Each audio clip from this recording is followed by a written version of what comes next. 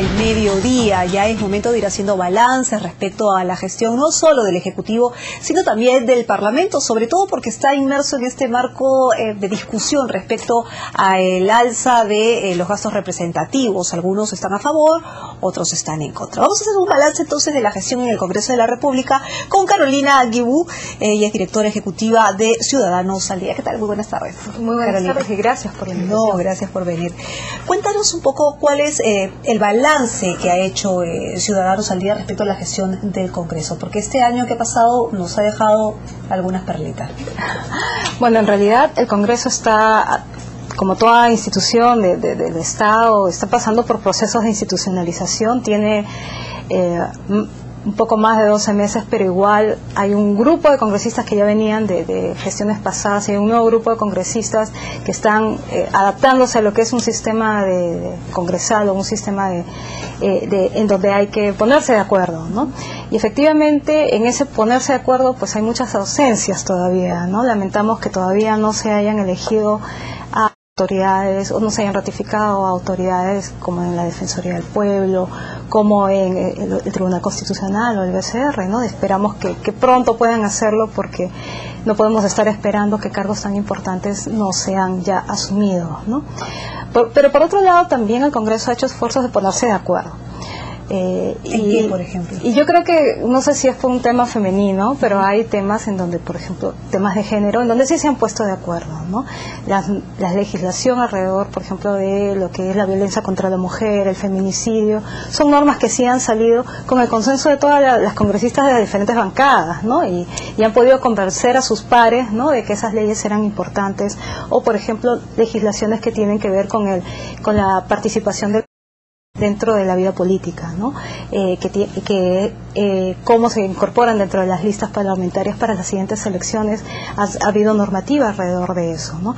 Y quizás ponerse de acuerdo en los temas que resultan siendo relevantes en la política pública, ya sea en educación, en salud, es un proceso difícil, pero hay una muestra, ¿no?, de que sí es posible y que ahí en ese marco deben avanzar.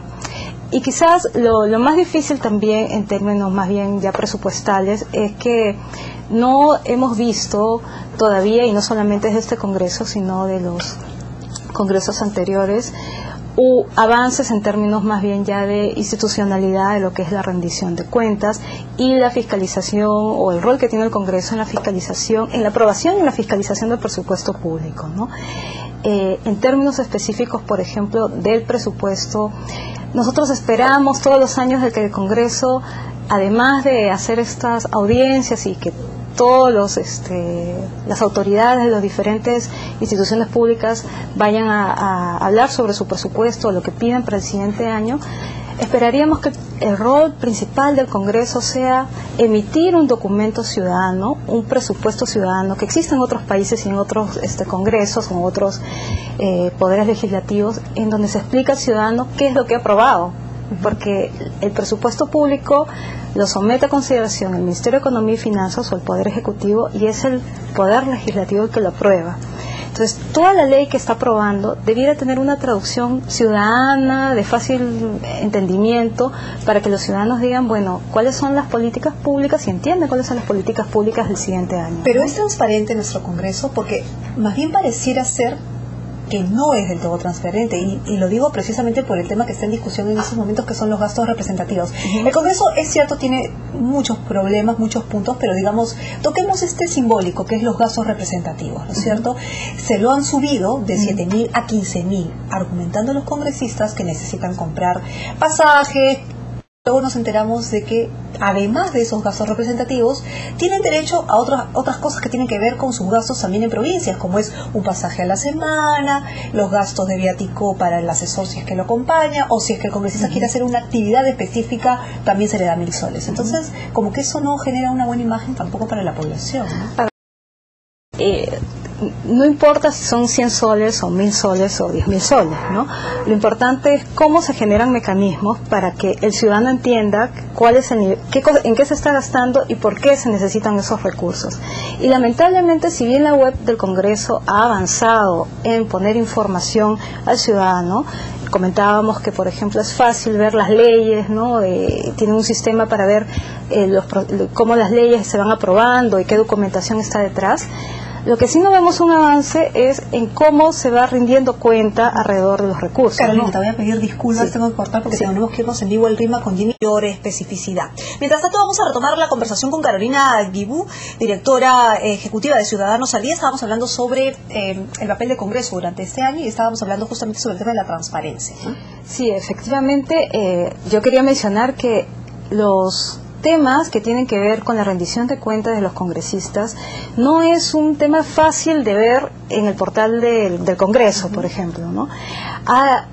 Actualmente tenemos una ley que tiene un ámbito nacional, o sea, implica que todas las entidades públicas de todos los niveles de gobierno tienen que cumplirla, que es poner información en el portal de transparencia estándar. Y tiene una serie de normativas y especificaciones alrededor de qué información poner y no. Pero no necesariamente toda la información que se está poniendo es de alguna manera compatible para las funciones que tienen los congresistas, ¿no? Allí el Congreso debiera hacer un esfuerzo dentro de su propio portal de poner más información de la que pide el portal estándar. Y en el caso de los temas que han tratado en toda la semana respecto a los gastos de representación, es muy difícil poder observar cuál es esa necesidad y cuál es el gasto, cuál es el objetivo al que responde ese presupuesto y cómo efectivamente se va gastando y cuáles son los resultados de ese gasto, ¿no? Porque no hay rendición de cuentas, ¿no? Si existe la rendición de cuentas, no es accesible a los ciudadanos a través de un portal web. Algunos congresistas sí la están colocando, pero no es en su mayoría. Y en todo caso, imagínate, tendrías que dar clic a cada página web de cada congresista, ¿no?, para poder ver cómo están rindiendo cuentas. Y creo que eso no es lo más adecuado ni para el Congreso que quiere acercarse al ciudadano, ni para los ciudadanos que queremos saber qué está pasando allí, ¿no? Puede ser efectivamente que los congresistas necesiten un presupuesto para cumplir bien su función de representación o en general cumplir su función, ¿no?, como congresistas, pero ello debe ir acompañado de un adecuado sistema de vigilancia que permita ver la información de cómo están gastando, pero también para qué y por qué lo gastaron en el año, ¿no? ¿La comisión de ética es suficiente, digamos, para sancionar a un congresista cuando comete infracciones? Por ejemplo, el caso de Ana Jara, ¿no? Uh-huh. Ana Jara ha recibido, digamos, los viáticos y los gastos de representación por parte del Congreso cuando es ministra, ¿no es cierto? Y tal vez ha habido duplicidad y digamos, está yendo en contra de la normativa que tiene que ver con el funcionario público. Eso por lo menos lo han mencionado algunos congresistas. Lo que yo veo que lo que vemos en la comisión de ética es que no existe una adecuada información y capacitación respecto a lo que pueden hacer o no los congresistas, ¿no? Por ejemplo, en otros congresos, ¿no?, las comisiones de ética lo que hacen es, y el Congreso de Estados Unidos lo hace, ¿no?, el primer día de que entran los nuevos senadores les da una clase, tienen que pasar por un entrenamiento, un programa de inducción del código de ética. Y no solamente les enseñan la normativa, ¿no?, sino les enseñan casuística, ¿no? En qué casos pueden estar actuando bien o en qué casos están cometiendo infracciones. Como un protocolo de comportamiento.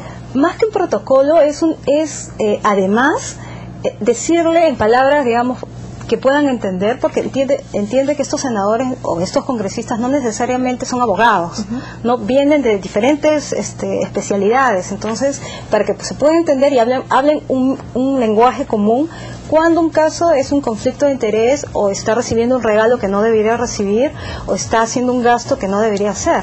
Y ese concepto de seguimiento de la ética no existe en el Congreso ni en nuestro país en general, ¿no? Ojalá aprendamos rápido. Muchísimas gracias, Carolina. Lamentablemente estaba interesante, pero tenemos que dejar la entrevista, ¿no es cierto? Seguimos con la programación. Estábamos con Carolina Guibú, ella es directora ejecutiva de Ciudadanos al Día, sobre la gestión del Congreso en este 2012. Con esto culminamos en la Noticias edición del mediodía. Estuvo con ustedes Carla Jarada. Nos vemos mañana. Ahora todos pueden tener un smartphone.